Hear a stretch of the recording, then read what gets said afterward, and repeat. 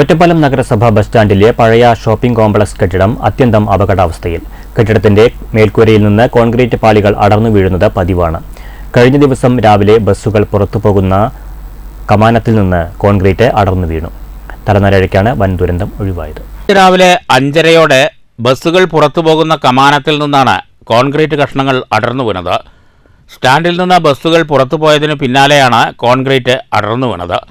മാസങ്ങൾക്ക് മുമ്പ് ഇതേ കെട്ടിടത്തിൽ നിന്ന് കോൺക്രീറ്റ് കഷ്ണം അടർന്നു വീണ് ലോട്ടറി വിൽപ്പനക്കാരന് പരിക്കേറ്റിരുന്നു.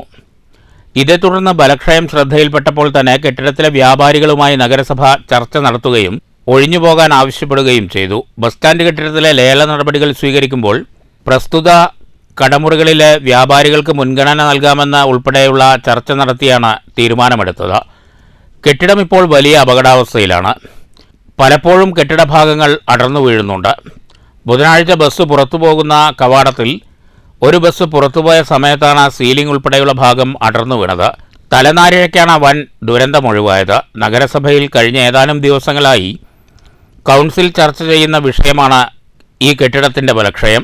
ഏത് സമയവും നിലംപൊത്താവുന്ന കെട്ടിടം പൊളിച്ചു മാറ്റണം എന്നതാണ് നാട്ടുകാരുടെയും യാത്രക്കാരുടെയും ആവശ്യം. News bureau, Ottapalam.